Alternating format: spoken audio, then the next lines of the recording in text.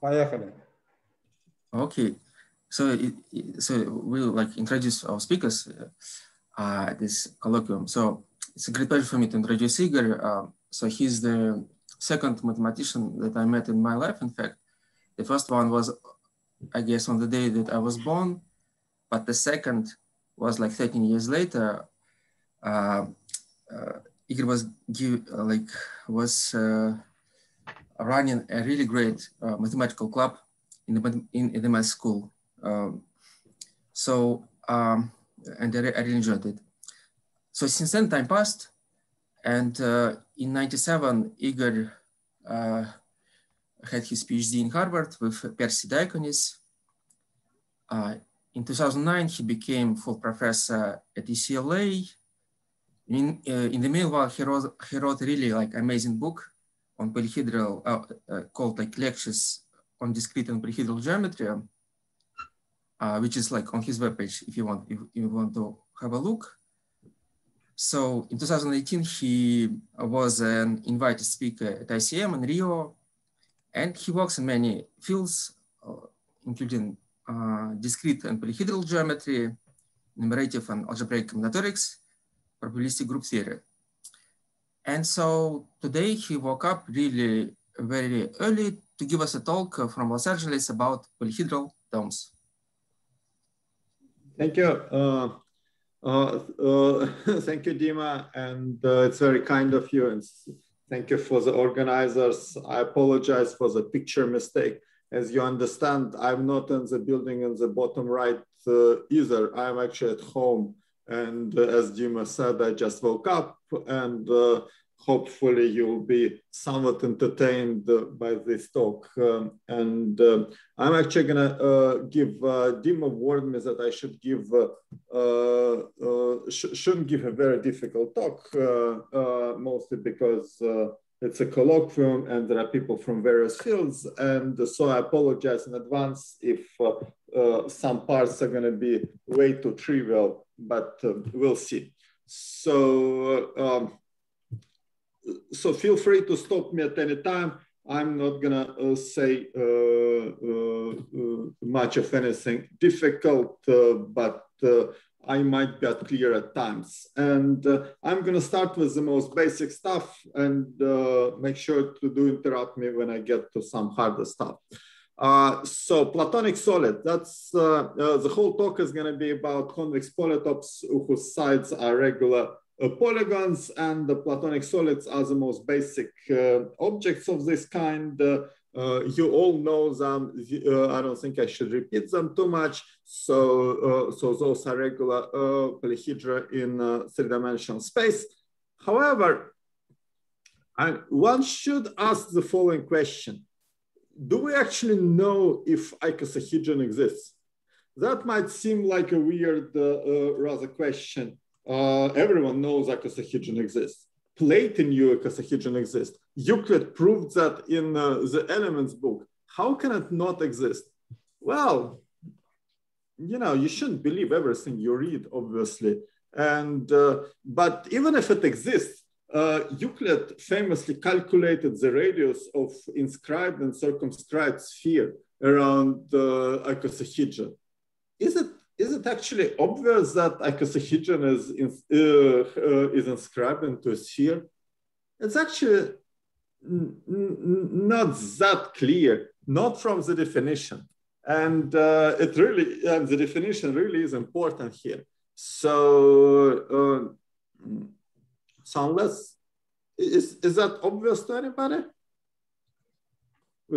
Without doing any actual calculation, you might not be able to see it. And of course, please know that according to Prospect magazine, Plato got almost everything wrong anyway. You should never believe him. And if you think Plato is canceled, you know, same thing happened to Euclid. Euclid apparently also, according to the Mathematics Teacher magazine, there's something wrong with Euclid, and relatively recently it was just completely established by somebody that Euclid was plain wrong. And in fact, you can probably leave a comment here if you Google that that publication and answer. Yes. Okay. So let me answer this the best I can. This is going to be the only thing that to drop off and leave. Yeah. Yeah. I think Matthew is speaking on the Matthew, phone. your microphone is on, Matthew. No, I need a service. Sorry. Okay. Possible to mute?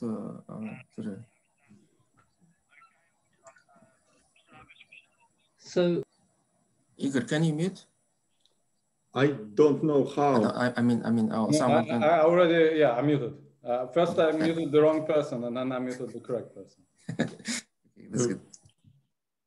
Okay, so what are regular polytopes? Regular polytopes, the way essentially Euclid defines them, irregular polytopes are polytopes whose sides are regular polygons with the same number of sides meeting at every vertex, and every polygon has the same number of sides. So the way to think about it, we have an unfolding of icosahedron, and you want to fold it together and it's not actually clear if you can do that. It is possible to prove it using quite a bit more recent result using the Alexandrov unfolding theorem. Even then, you need more work. But just because you have an unfolding and you verified that this is that it glues together in it's a metric space which is homomorphic to a sphere, and at every vertex the sum of the angles is at most 2 pi. That doesn't imply by itself that all the faces are going to be regular triangles. So there is a way to construct icosahedron just from scratch. The way to do it is to start with a pentagonal pyramid, take another one which is sort of twisted, put them together and slowly start pushing them away. At some point, you will see that this. Let me show it with the mouse. This edge over here is going to be less than 1. Eventually, it will be greater than 1. So by continuity, there is 1 point when it's exactly 1. And boom, that constructs for you icosahedron. Is everyone clear about that? Figure out how to do this or that using emoji. There is a crying emoji. So even if you don't want to tell me, just do this. Everyone good with this construction? Okay. Now, everything is good here, except we still don't know. The symmetry group here is a dihedral group of order 10. That's way below the whole full symmetry group of the icosahedron. You don't know if you can actually twist those vertices and move the North Pole and South Pole, move them around, and if everything is even vertex transitive. So the way we think about that is that regular polytopes are polytopes whose a group of symmetry acts transitively on complete flags of the polytope, and you can try to do a rigorous construction. That's actually not so difficult. What you can do is you can just say what the vertices are. They're sort of cyclic rotation of 0 plus minus 1 plus minus 5, where phi is a golden ratio. And that gives you a much bigger group of symmetries, but still not a complete group of symmetries. At the end, you need to do a calculation. You need to actually multiply something by 3 by 3 matrix and check that that sends some vertices into some other vertices. And that's basically saying that Euclid, in some sense, could not have calculated the radius. I mean, he computed the number, but he couldn't prove that icosahedron was inscribed into a sphere. And that's actually a rather famous mistake. Legendre discovered when he was translating, after the French Revolution, Legendre wanted to translate Euclid into French. And he figured this out, fixed the mistake. So he rigorously proved that a icosahedron is inscribed into a sphere. And these days we would say that it actually easily follows from Cauchy-Rigidity theorem, which is somewhat misnamed in this case because Cauchy-Rigidity theorem is saying that if you have a polytope defined by faces, then if it's a convex polytope, it's unique. So once you show existence, then you know it's transitive. That's how I would do it. And that's it. That's it for Platonic solids. Everyone good with this? Yeah, do the emoji if I can see you. Oh, I'm gonna wait for a second more until you figure out how to use emoji. Okay, good.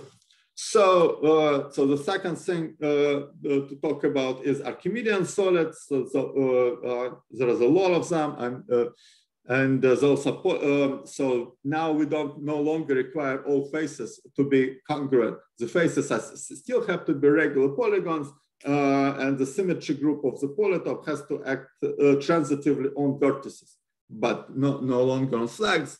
And Archimedes did this all, and somehow if you look at Wikipedia, Wikipedia says he missed one polytope. Wikipedia says, well, the one on the left is he found, the one on the right he didn't. But in reality, the polytope on the right is actually not an Archimedean solid, the way I defined it. That's because, for example, this vertex is part of a belt of square vertices, while that vertex is the one on top is not. There is no way to make a square belt. So there is no vertex sensitivity of the symmetry group. The symmetry group is very big, but it doesn't act vertex transitively. You see what I mean? Okay. So now that I undermined the authority in everything, let me talk a little bit about Johnson solids. Johnson solids are polytopes where every face is a regular polygon with unit sides, and there is a large list of them. There are about 83 sporadic one, and there are a bunch of series like Prism and so forth. And some of them are kind of easy to construct. So you can sort of realize that this top part is actually the top part of an Archimedean solid. You can kind of see it over there. And Archimedean solids are relatively easy to construct once you have Platonic solids, just by kind of cutting corners. Literally, you cut off the corners and you get and then you can cut off along the edges, and then you get those constructions. So so some of the Johnson solids are really easy to construct. On the other hand, there are kind of ad hoc sporadic Johnson solids which look kind of weird. They're not easy to construct at all. And by construct, I mean, in order to figure out what are their coordinates, you would have to solve equations of relatively high order. There is no way Johnson could have done it. That's actually difficult. And the way it worked out eventually is Zalgaller wrote the whole 280-page doctoral dissertation in Russian, you would say habilitation, where he very carefully went over all polytopes, and he discarded a lot of those which are impossible. I'm not, so Johnson didn't actually have computational tools. So what, so Zalgaller actually proved this theorem that Johnson claimed. And he used the Alexander unfolding theorem, and somehow he also used, I mean, he didn't call it that way because it wasn't discovered, I think, back then. But he essentially showed that Alexander unfolding theorem, so the idea that you can fold a polytope out of unfolding, actually has some robustness properties. So if you compute the coordinates up to some small error, then the rest, then that's good enough relative to the diameter of the polytope. So he done some heavy computer calculation, which nowadays would have been done in fraction of a second, I'm sure. He used best some 3N machines and at St. Petersburg University. Back then it was Leningradsky University. And I couldn't find the picture of that specific machine. So this is a picture of similar Basson machine from a London Computer Museum. And so sadly, Zalgaller died last year at just about 2 months short of his 100th birthday. So he was quite kind to me. This is rather nostalgic, me telling you about this whole story. This unfolding theorem is just that you can cut along some edges so that you get a connected polygon that you can put on the plane? No, it's the other way around. No? If you start No? with unfolding, I was going to talk about if you start with unfolding and you know that it should be an unfolding of a convex polytope according to some of the angles, and because topologically this is sphere, then there exists a polytope for which this is an unfolding. That's Alexander's theorem. But the Alexander's theorem actually is not telling you what would be the edges of the polytopes that you put together. And for that, you need the stability theorem. And Zalgaller didn't call it Volkoff's stability theorem, but essentially when he was calculating the angles. So his computer calculation, I don't think he actually could program. So he hired a lot of high school students from some selective St. Petersburg high school to do all the programming for him. So he was one of those people who actually taught in high school and promoted mathematical education in Russia. Any other questions at this point? Everyone good? Okay. So I'm not going to say much about Kepler-Poinsot polyhedra. Those are, the way to think about it is that now, so before we kind of sacrificed the conditions that all faces have to be congruent, here you keep the condition, but you no longer require faces to be convex. So if you allow faces to be this kind of stars, then there are more polygons, polytopes you can consider.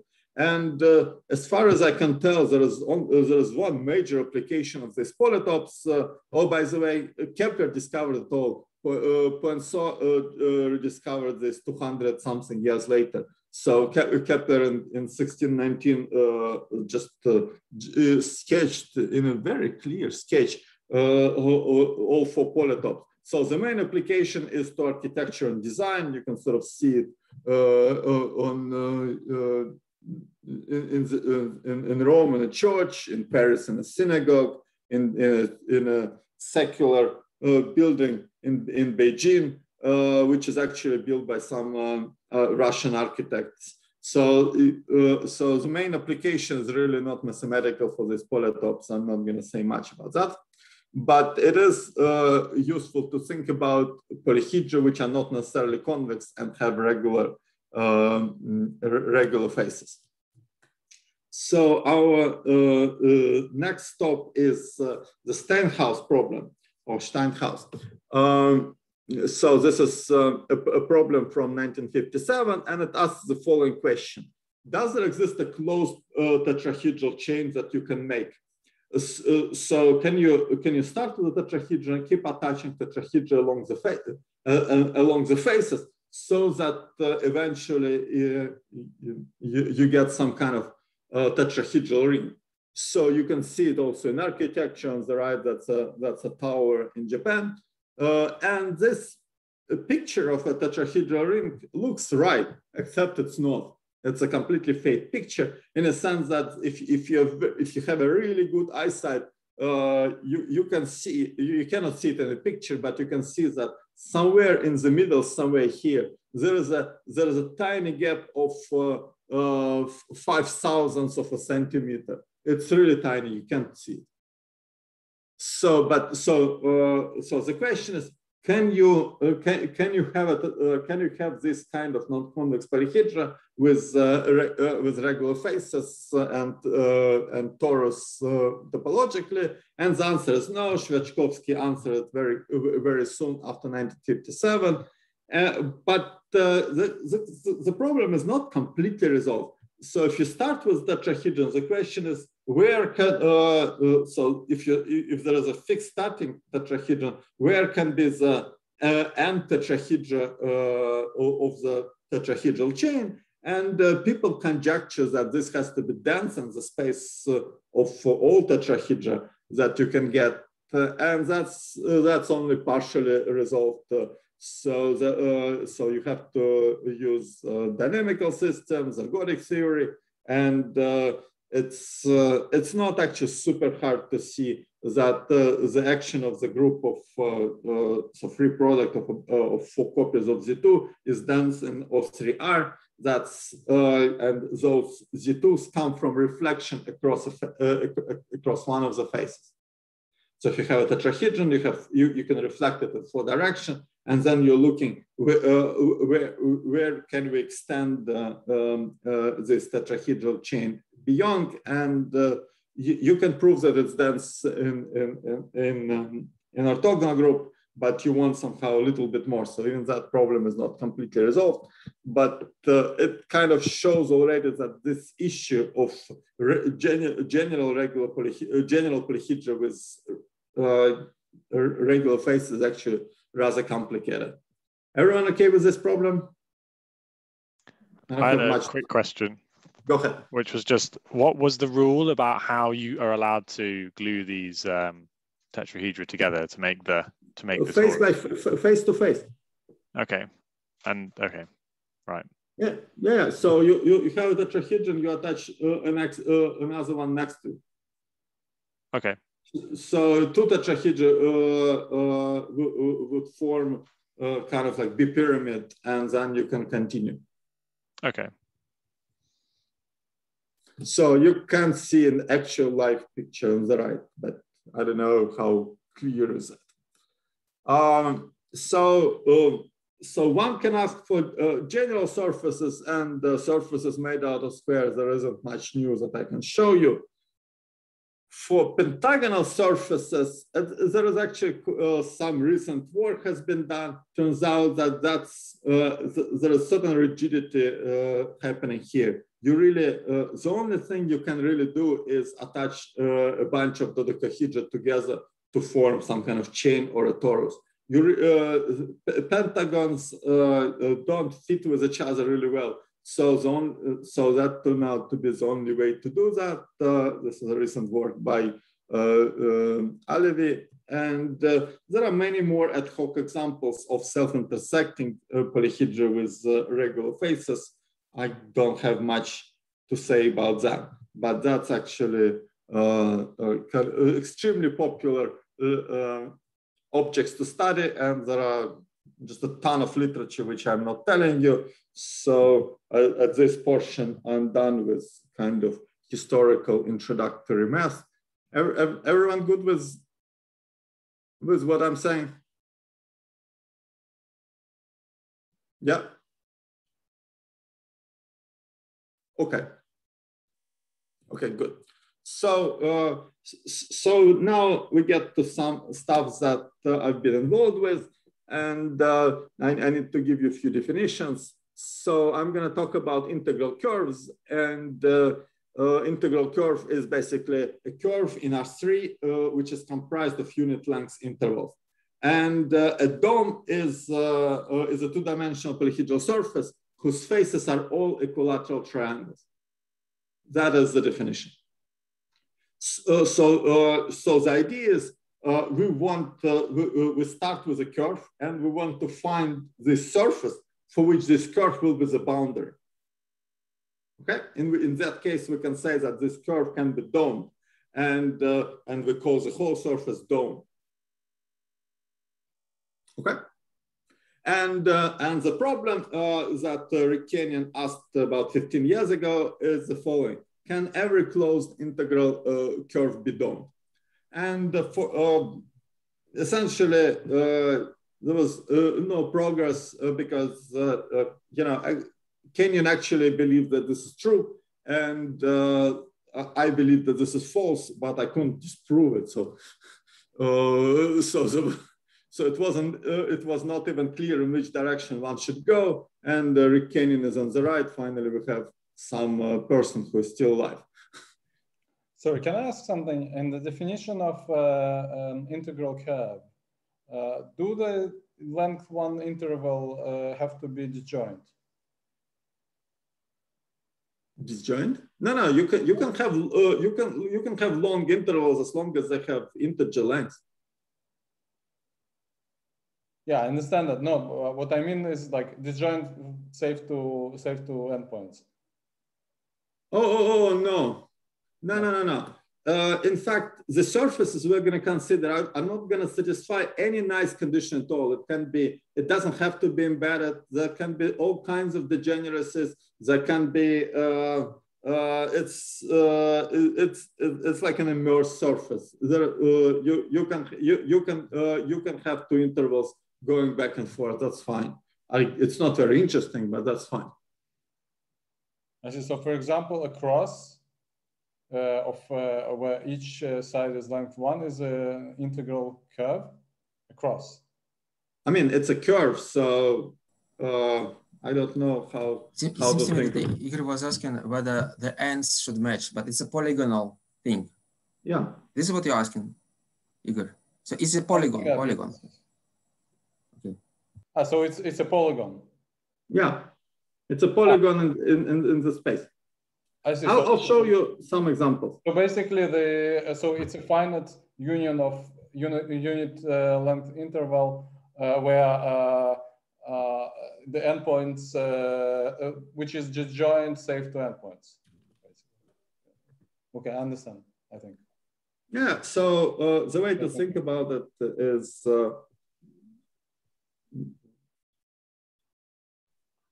that's an integral curve. Okay, now I understand. Thank you. Okay, cool. Let me get. That was not the right decision. Sorry.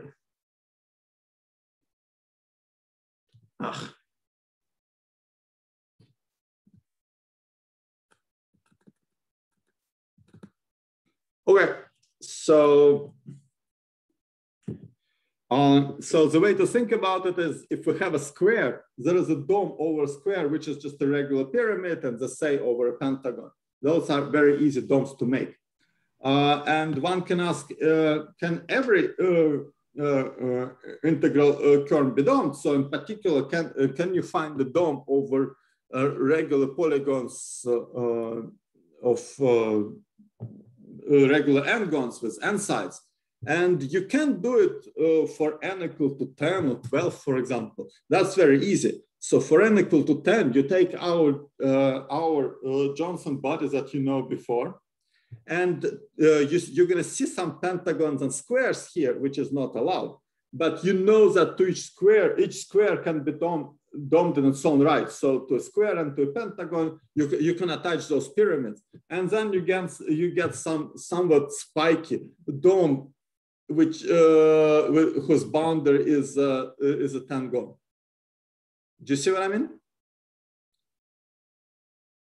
Yeah, and the same, and you can do the same for the 12 gon.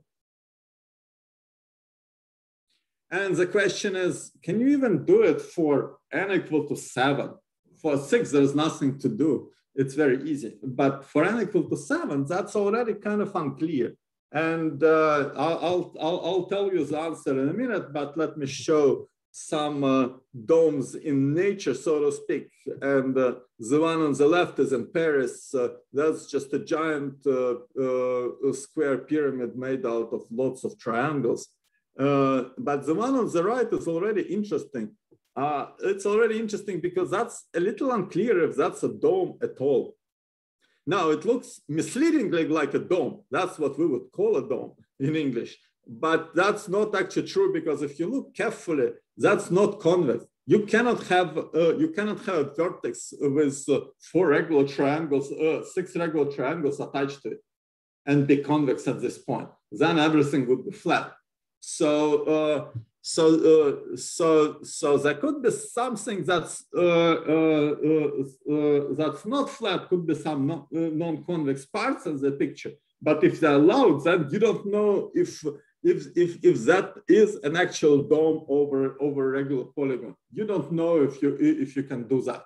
That's actually neither intuitive nor mathematically clear at this point, and which is already kind of interesting. And those are a couple of more domes. This is ideas of Buckminster Fuller, how to make building out of regular triangles. And the one on the left is a picture of a real dome. And the one on the right is at some point he actually had ideas that we should have a dome over the whole midtown of Manhattan. Thankfully that didn't work out, but it was an interesting idea. You give a man some credit. He dreamed big. So those are the domes that exist in real life. Unless you have any questions about dome over Manhattan, I'm going to move on. Okay. So now we get to our results, and our results are the following. First, we cannot prove that every curve can be domed, but we can prove that basically almost every dome can be curved, in a sense that for every curve, there is a curve in the neighborhood that can be domed. So to be more precise, the space of all curves that can be domed is dense in the space of all integral curves. And the second result is what you've been probably expecting 2 minutes ago. We can actually show that every integral and gone in the plane can be domed. Any questions about positive results? I'm gonna make you feel that you understand the proof of that. So here is a general idea. Actually, sorry, I have a question. Yeah, go ahead. So in your theorem 1, so as I understand, it also asserts that gamma prime has the same number of vertices? Yes. So really, you take vertices of gamma and you you're allowed to perturb them by epsilon. But that sounds quite strong. That's what we can prove. I see. Okay. And also I missed basically theorem 2. What is it like a complete resolution of Kenyon's question or not? No. Kenyon question asks, is it true that every curve can be domed? I see. So this is regular integral and gone. This is just a regular polygon. I'm saying that those constructions you see here can be generalized, so to speak. So in theorem 1, gamma prime, is that by any chance an n-gon? So if the curve gamma has length n, and gamma prime also has length n, they're all integrals. So the lengths of polygons are unit intervals. But it's not regular. Yeah, that's what regular. So it will not be regular. No, of course not. It's a curve in the space. It can be complicated. Can you do instead of sorry for asking so many questions, but perhaps you can weaken the condition of number of vertices, but get a regular one? I don't know what that means. I mean, so in theorem 1, you also state that assert you also assert that the number of vertices stays the same, but you don't get the regular n-gon. I don't know. Maybe I wasn't clear what's the regular n-gon. Regular n-gon is the one that's a planar polygon. Regular polygon in the plane. I see. Okay. This a curve in the space. There. Okay. Then it's a stupid question. That's fine. Please okay. I have a question. Sorry, before you go on, I have a question. Would you mind for a non-geometer explaining the symbol VI, VI primed in absolute? Here? Oh, it's a distance. There is nothing to explain. So this is, so I'm saying I'm defining distance between curve to be maximal distance between vertices. Is this Euclidean distance or? Yes. Okay. There is no geometry here. This is really straightforward. Is the statement clear now? Did I answer your questions? Yes. Okay, good. I'm not in a hurry. I'm happy to answer more if there are any. It's important to be clear. I'll wait for another 5 seconds. Okay, so proving positive results is actually relatively easy in the sense that they're constructed. You start with a curve. We construct explicitly some curve in the neighborhood which can be done, and we have a tool, and the tool is relatively simple. We basically gonna deal with rhombi over and over again. I'm going to denote by rho AB a rhombus whose this is a rhombus in the space whose sides are all ones and diagonals are A and B. So think about that as a tetrahedron with two opposite sides A and B, and the rest just unit sides. And the lemma that you want to say is that if you have a non-algebraic, one side is non-algebraic, then the rhombi, which can be domed with one of the diagonals A, are dense. So the other diagonal is going to be dense in the interval from 0 to whatever is the maximum length when the rhombus is planar. So this is saying that a lot of rhombi can be domed. And the way to think about that is the following. So you can start with you can start with a tetrahedron with all sides unit side except for A, and then attach another one to that one. So we have two regular triangle, another two regular triangle, another two regular triangle, and the picture that you see is sort of like that. You can, and it's similar picture to one that you would be seeing in the Steinhaus problem. So you're kind of attaching these triangles, but because of this non-algebraicity, you actually, which is not true in this picture actually, because of this non-algebraicity, you're not nothing will ever close. So you're just going to continue doing that, and by organicity, the length of the other diagonal that you get, you start with one, but eventually you're going to get all kinds of distances here, which will be some very small, some very large, but it's going to be dense in the whole thing.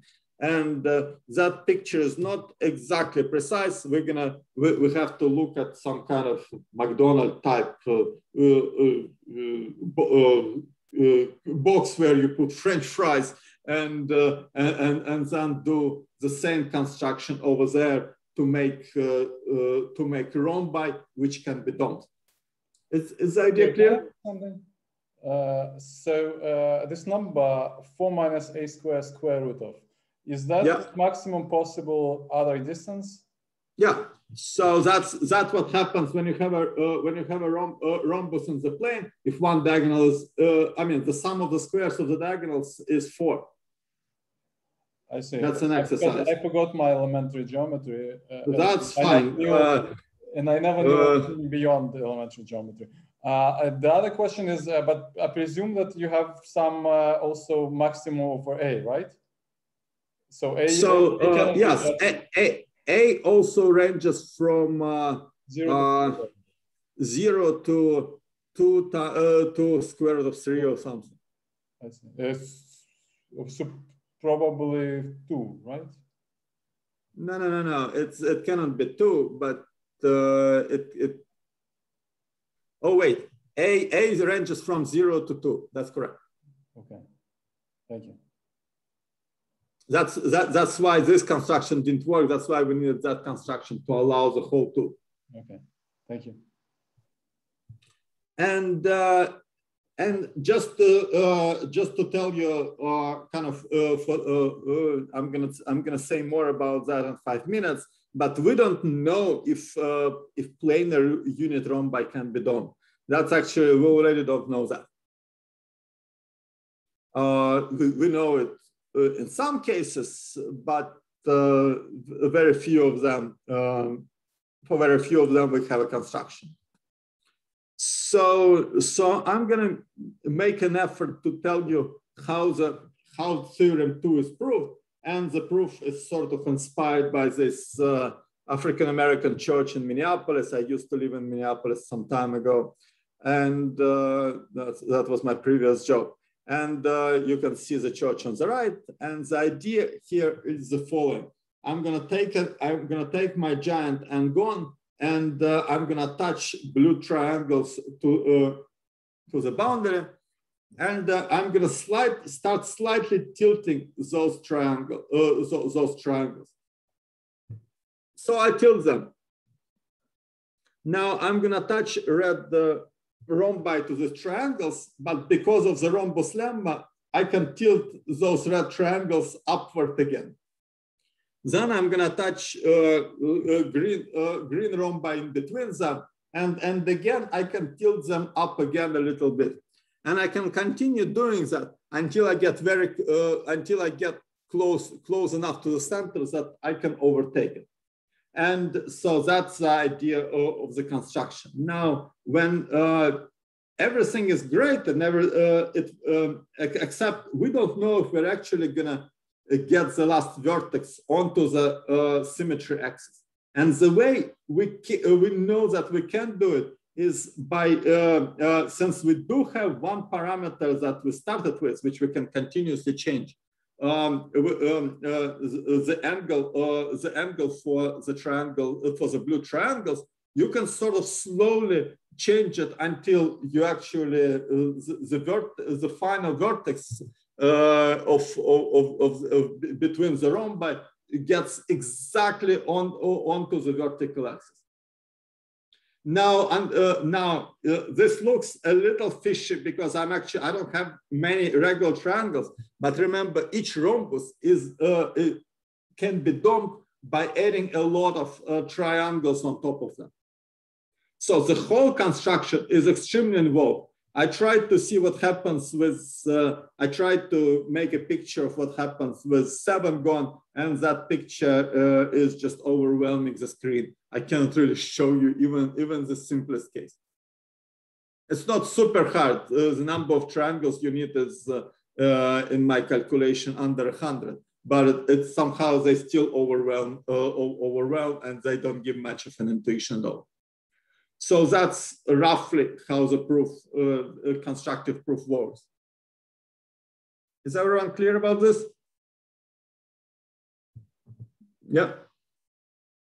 I'll wait 5 seconds until you show me this or you ask a question.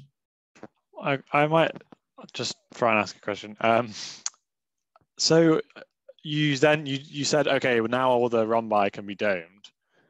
But I thought you only said that the set of rhombi you could dome was dense in this set. That's correct. Why does this guarantee that the rhombi that you've used in the next page, why are these ones necessarily domable? So by rotating, that's a good question of the kind of questions that I didn't want to answer. So sorry. That's okay. So when you tilt it by a non-algebraic angle. Okay. Then it's going to satisfy all the conditions. And then there are just a lot of non-algebraic numbers for you to make this construction work. Okay, and when you say tilt, are we we're tilting it so if it was planar, we're sort of tilting it about one of its diagonals a little bit? Yes, that's correct. Right, okay, yeah, cool. Yeah, makes so sense. you can sort of, in the middle here, you see a picture of a profile when you just cut it across. Okay, okay, yeah, thank you. And this picture is what you see from above, but I couldn't make it too big. Is the construction clear now, more or less? Okay. So now we get to negative result, and now I get to explain to you that Kenyon's problem has a negative solution. So here is a theorem. So I'm claiming that even among rhombi, not all rhombi can be done. And in fact, if you have a rhombus with algebraically independent diagonals that both non-algebraic, that cannot be done. And they don't have to be completely different. So if you have a rhombus whose diagonals are non-algebraic, but somehow they have algebraic ratios, that also cannot be done. So non-algebraicity is really crucial here. So to give you examples, if you have diagonals, some awful numbers, which number theorists will tell you algebraically independent, then that's an example to theorem 3. Theorem 4 is a little easier. You can take, for example, a rhombus, meaning the way to think about it again as a tetrahedron whose all sides are 1 and two opposite sides are 1 over pi. So those unit sides form a rhombus, and that cannot be done. That's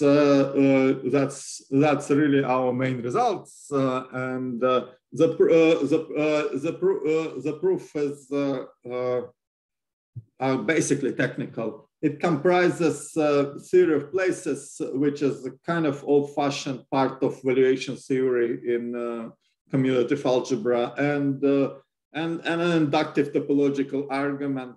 And you don't even see immediately where topology comes in, but somehow if the dome is homomorphic to a sphere, that's a much easier result on a technical level. So in order to prove this for domes which have general topology, we needed to use something quite a bit more tedious. Are there any questions about negative results?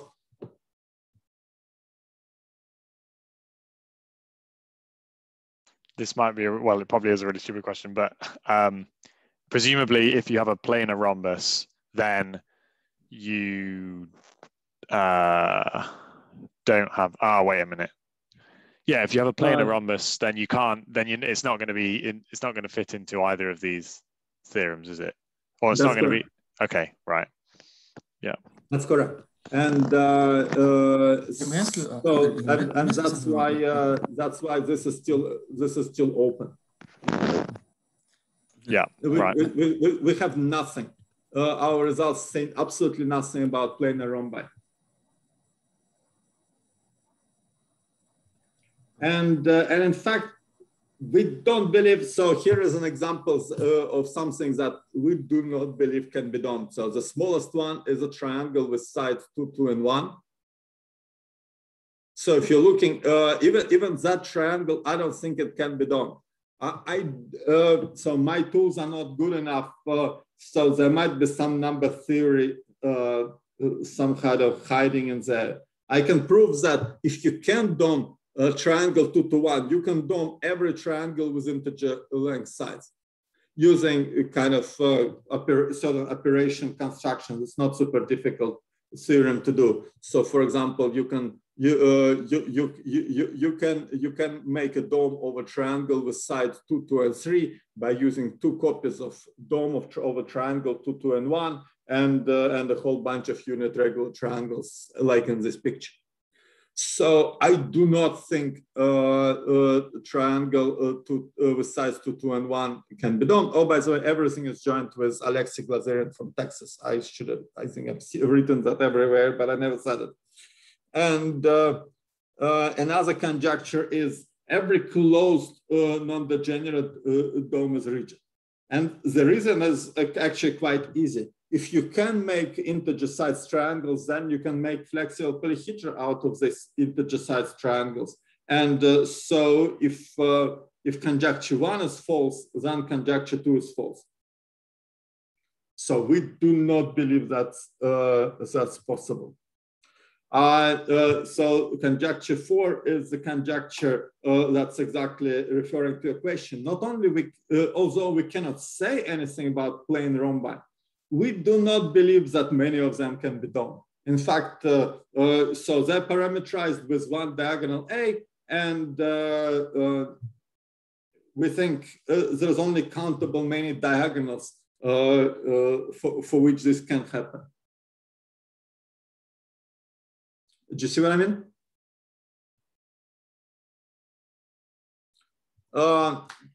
Conjecture 5 is a little bit similar to this Steinhaus problem.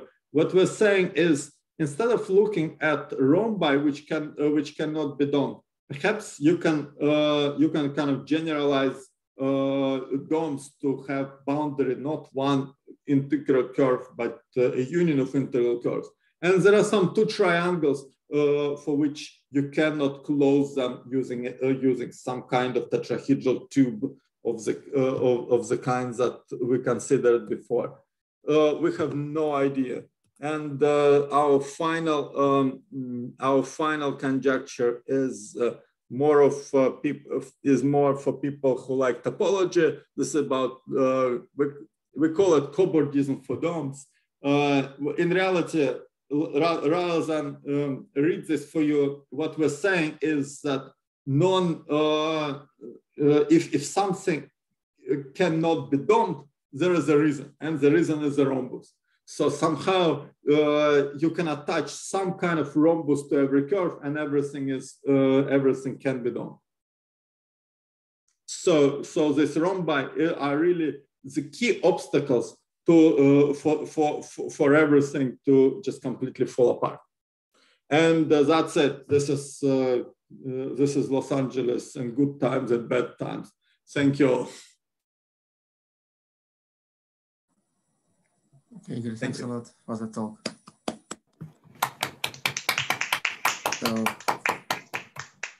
So please ask questions, people, if you have one. I have some, but if someone has. So I have a quick question, if that's all right. Yeah. So your conjecture 1 about the triangle 2, 2, 1. So apart from this proposition, do you have some other evidence or intuition as to why you think this can't be domed? Or is this proposition in itself strong evidence? Sorry, I don't have any sort of intuition for these things. I mean, we have more propositions, if that makes sense. So all the propositions are, if pigs can fly, then some frogs can also fly. They're not really interesting in a sense that it turns out that just having triangle 2 to 1, because it implies all other triangles, you can do all kinds of miracles. And we don't believe in miracles, but that's not a fantastic answer. This is just sort of our way of motivating conjecture 1. So okay, no matter how you resolve it, it would be good both ways, because then we have all kinds of applications. We don't think 2 to 1 can be done. We try. Okay, cool, thanks. And maybe I should mention that it took us 5 years to write this paper. We wrote it last year during the whole pandemic time, when we finally decided that all the stuff that we've been proving needs to be put to paper. We're done. There's no more waiting. This is the best time to write papers.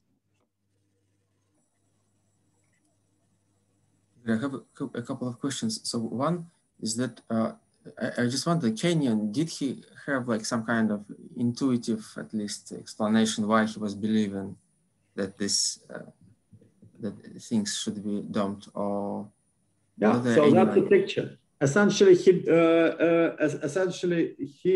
was originally Alevi was also a Kenyan student. He wasn't sure which way it would go, but he wanted to say that triangles are much better than pentagons. With pentagons, you have all kinds of rigidity. With triangles, you have a lot of possible surfaces that you can build. And so his motivation was to contrast triangles to square and pentagons, and to say that, yeah, with triangles, you can do it all. So when I told him a couple of years ago that we can actually prove that this is impossible, he got a little overexcited and pushed us to actually finish the paper.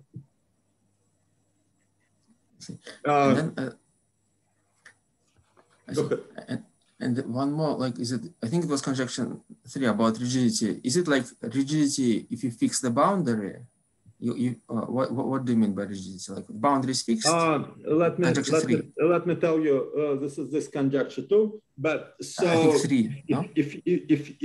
So by rigidity, I mean you have you fix all the faces are fixed.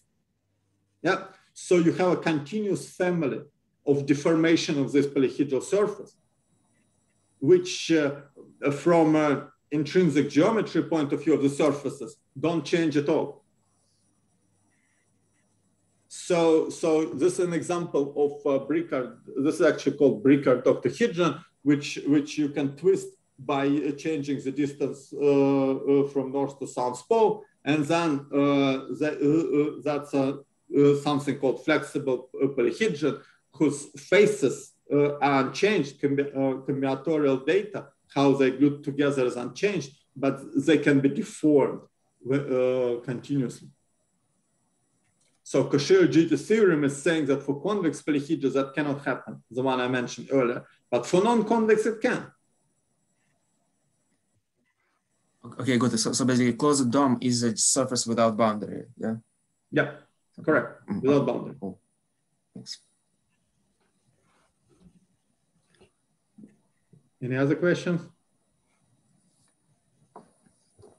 I was wondering if you could just help me see how I've misunderstood something. So there was the chain, the sort of toric, sorry, the tetrahedral chain thing that said you basically can't make a chain, right, out of tetrahedra. Yeah. But I have some picture in my head that must be wrong, but I want to see why it's wrong. So you can make a chain out of cubes, right?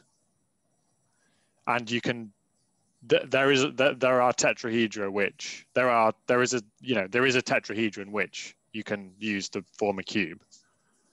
Well, they're not regular. Oh, right, they have to be regular. Ah, sorry. Okay, no, I missed that bit. Thank you. Okay. Of course.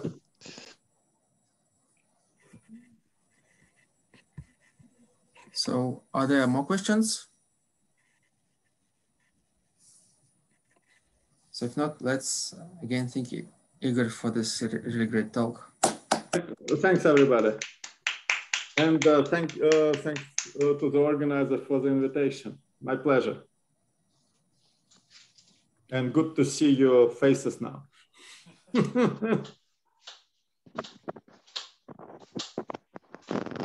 Okay, just